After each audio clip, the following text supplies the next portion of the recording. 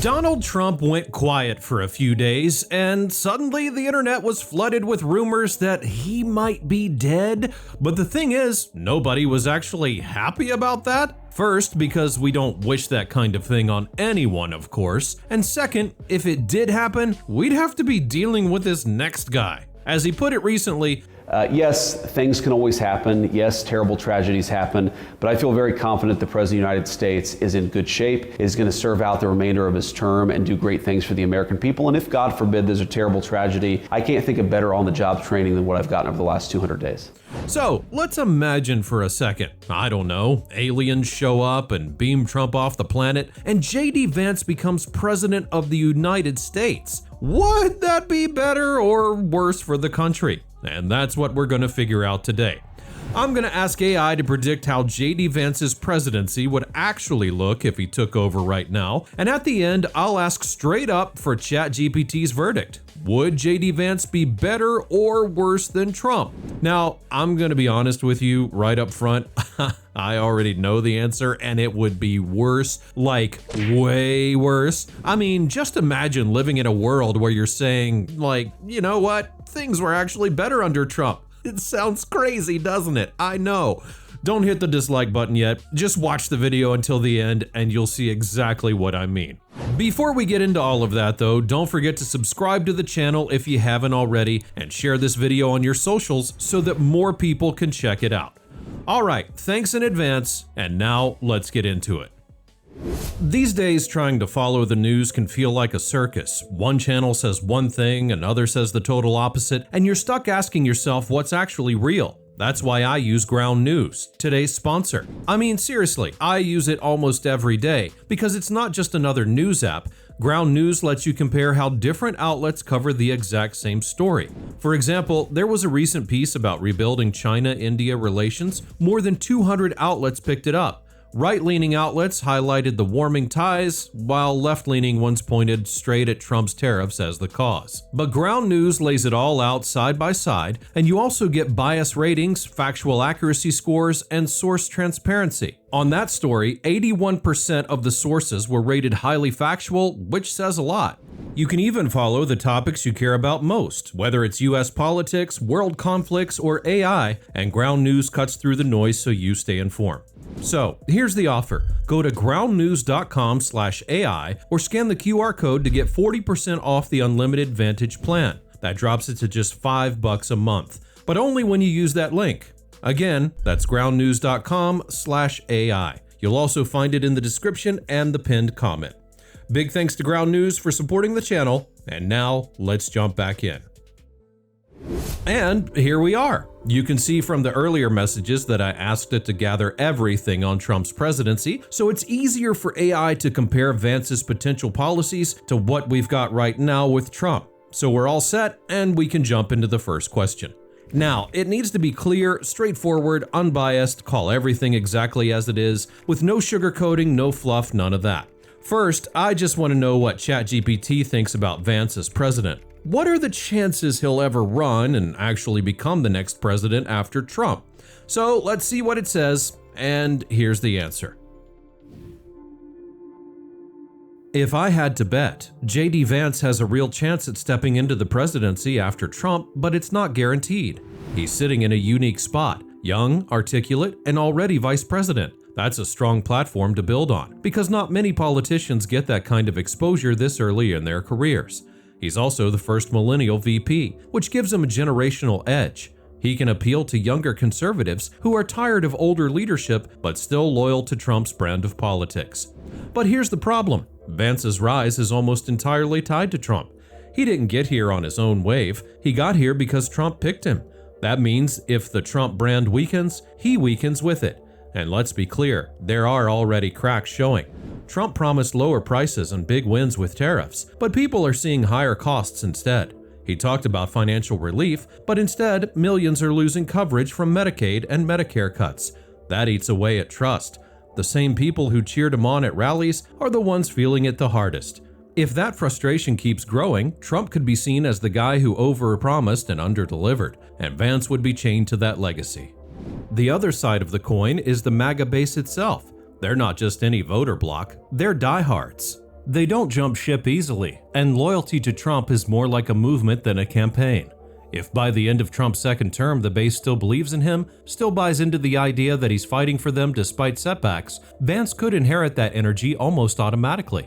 It's the same way George H.W. Bush rode Reagan's popularity into the White House.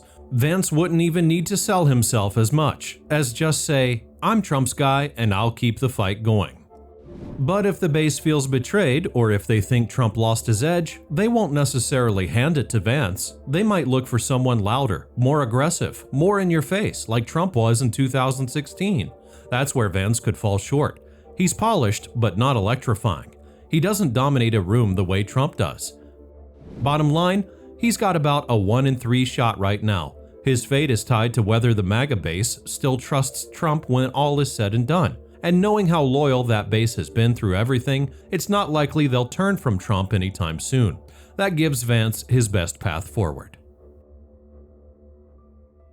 Okay, alright, let's be honest. That was pretty predictable. I mean, I don't know anyone who would be shocked if Vance tried to become the next president, but alright, let's get into the details.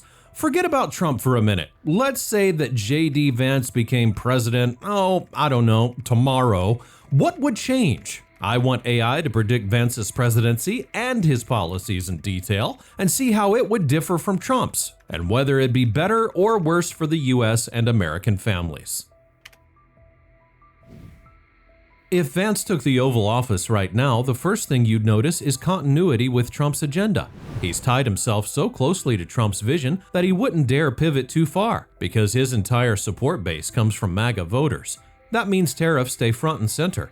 The 10% universal tariff and the 25% car tariff Trump implemented wouldn't only stick, they'd probably get pushed even harder under Vance. He's been vocal about reshoring jobs and standing up to China, so tariffs would define his economic agenda. The downside is that tariffs are taxes on imports, which means higher consumer prices. American families already feel inflation biting, and under Vance, those prices wouldn't suddenly ease up. He'd argue that it's worth the pain because it strengthens American manufacturing long term, but families living paycheck to paycheck would feel squeezed. On taxes and spending, Vance has been pitching himself as a populist conservative. He's not a pure small government libertarian, he's more in line with a working-class Republican who wants to cut taxes for families while trimming welfare for people he thinks abuse the system. That means you'd see a push for tax cuts framed as pro-family, child credits, breaks for married couples, maybe more support for stay-at-home parents. But at the same time, he cast the tie-breaking vote on the One Big Beautiful Bill, which cut Medicaid, food stamps, and similar programs. Chances are he'd stick with that kind of policy. For working families just scraping by, it's a mixed bag. Some help if you're raising kids, but tougher conditions if you rely on government aid. Immigration is where Vance would go the hardest. He's consistently called for a tougher border, stricter asylum rules, and more deportations. Expect him to continue Trump's crackdown, maybe even double down. Families would feel it most in industries like farming, construction, and hospitality, where immigrant labor is essential. That labor shortage would push wages in some areas, but also jack up costs for businesses and consumers. For everyday Americans, that translates into pricier groceries, more expensive housing projects, and longer waits for services. Foreign policy under Vance would be less about diplomacy and more about leverage. With China, he'd likely escalate the economic fight, more restrictions on Chinese tech, more tariffs, more framing of China as America's chief adversary. With Ukraine, he's been cagey, but he's leaned toward limiting support. Under his presidency, that region probably wouldn't get much attention, forcing Europe to step up even more. Families at home might not think much about Ukraine day to day, but they'd care if pulling back emboldens Russia and its allies like China, Iran, and North Korea, setting off global instability that drives up energy prices or drags the US into another messy conflict. Culturally, Vance is very much aligned with the conservative push against what he calls woke politics. He'd almost certainly keep restrictions on transgender rights in place, continue rolling back DEI programs in government and education, and push hard on the idea of restoring traditional family values. For some families, that would feel like protecting tradition. For others, especially younger and urban Americans, it would feel like government overreach into private life. Either way, it would deepen the cultural divide even more than it already is. Healthcare under Vance wouldn't expand. He's no fan of Obamacare.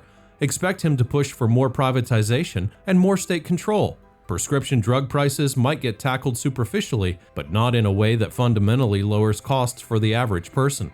Families already struggling with medical debt wouldn't get much relief. His governing style would matter too. Vance doesn't have Trump's bombastic personality. He's more measured, more intellectual, which could mean fewer Twitter-style meltdowns, but also less charisma to rally a divided country. He'd govern more like an ideologue than a showman. That might please policy-focused Republicans, but could leave independents cold.